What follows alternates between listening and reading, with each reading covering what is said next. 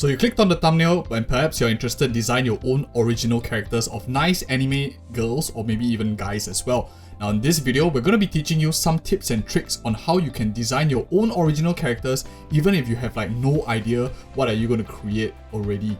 Now in this video, we are using NovelAI's generative engine, but you honestly can use any other engine out there as long as you get the prompts right as well as the concepts that we are going to apply as well. Now I won't go into details on how to craft your prompts and like why am I doing certain things. You can find it out in this other video which we have done, which goes really like in the depth of storyboarding of how to actually generate a nice image already.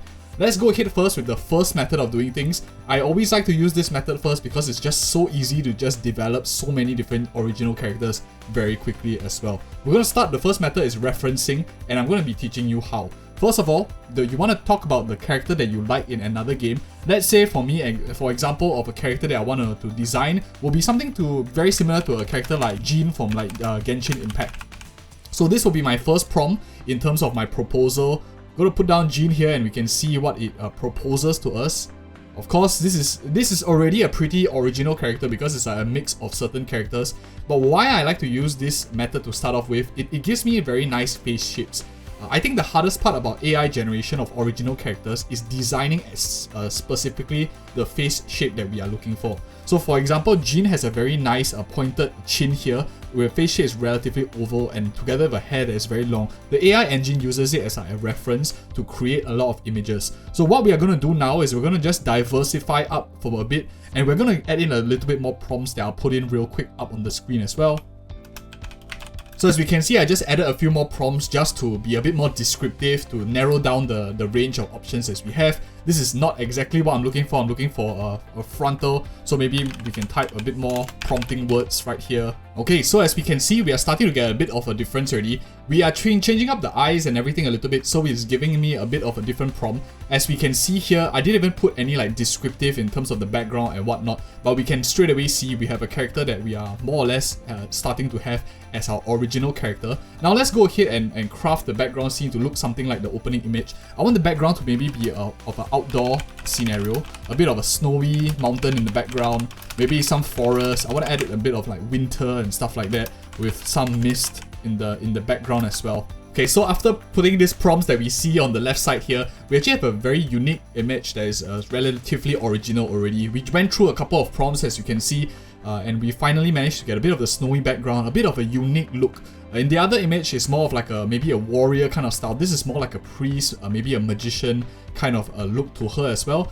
Right now, we are still really using a blonde hair, but we can easily change it up. For example, maybe, I don't know, maybe we decide to have a bit of a dark brown hair instead, long hair. And instead of blue eyes, maybe let's have light green eyes as well. We can change it up in this sense and we will see what the system proposes as well for us. So really as prompt engineers, or when you are trying to create different prompts, your job is to try to input as much notable things to the system as possible so that it's able to reference. Now more or less, I think I've gotten the design that I'm looking for. So I'm going to go real ahead and like, for example, just generate real quick in terms of these images in a larger sample size so we can get more and more information as well. This is also how you reduce costs in terms of your workflow. So you start off with like one image at a time so that you're able to generate good ones. It doesn't overload the system as well. It's better for everyone. You save on your costs. And once you have more or less similar to what you're looking for, you can start to expand to really generate in large volume the amount of images you're looking for.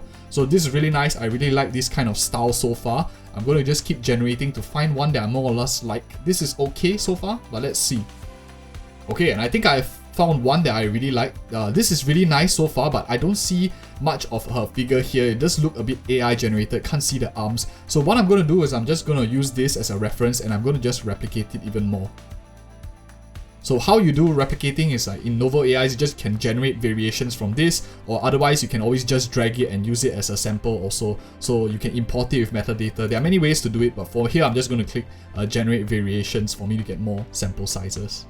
Really nice images so far. I think all four of them look pretty decent. I'm first always looking at the face in terms of whether the vibe is something that I get, because it's a little bit harder to go with the face to adjust it later, for example in like Photoshop and Lightroom as well.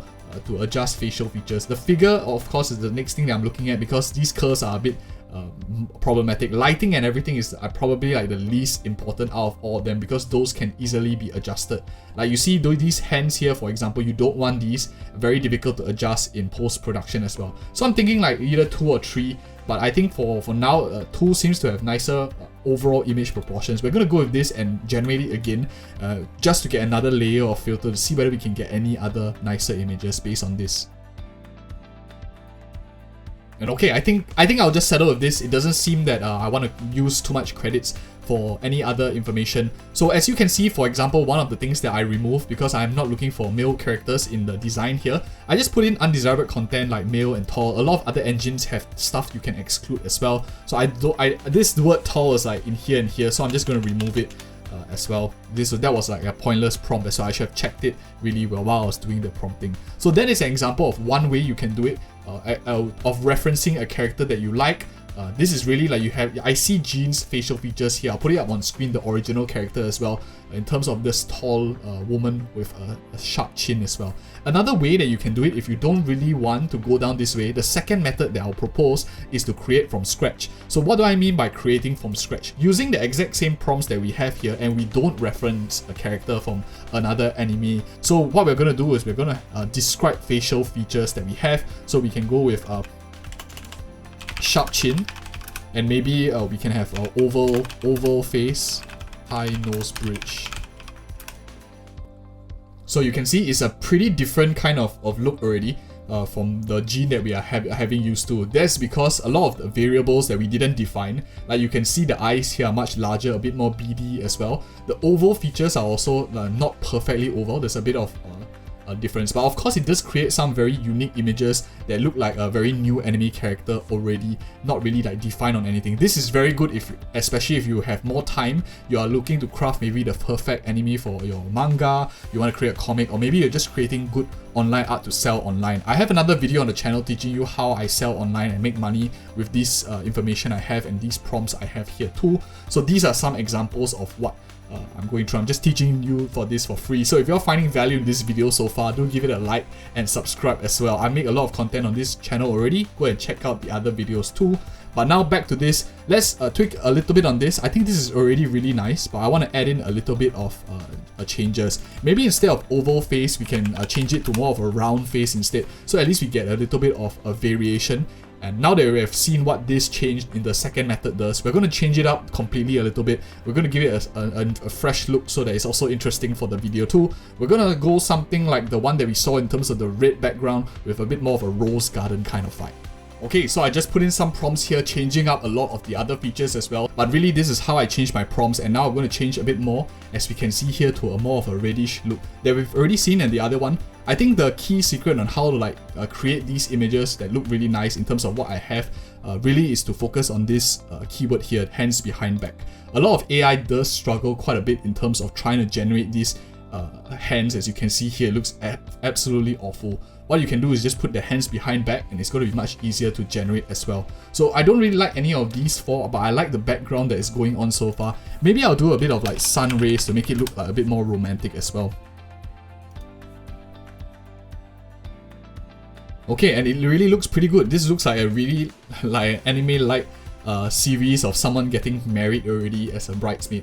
All of them look pretty good. I think this one would stand out, but let's go with this one. It seems more usable in terms of generating more other generations as well. So very nice image already. Looks like a very original art itself. You can of course change up the colors. Here I just left it as dark brown eyes. You can easily change it up any way and any means. So this is very important, as this method number 2 is going to be very important, especially if you key more prompts. You have your characters that are like super well defined.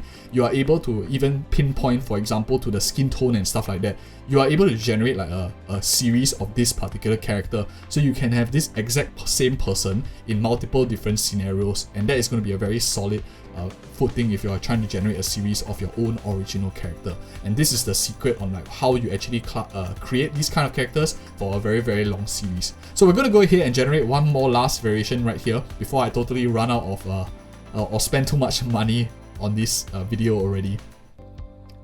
And well, yeah, I think it's a pretty solid image so far. And if you do like such videos, do like and subscribe for more of such future content. I do all of these videos really just to teach as much people as I can, because I have some background in coding as well. And I know not a lot of people are very used to typing prompts as prompt engineers, but I use it a lot in my day-to-day and in my work as well. So if you appreciate such content, like and subscribe, and see you in the next video.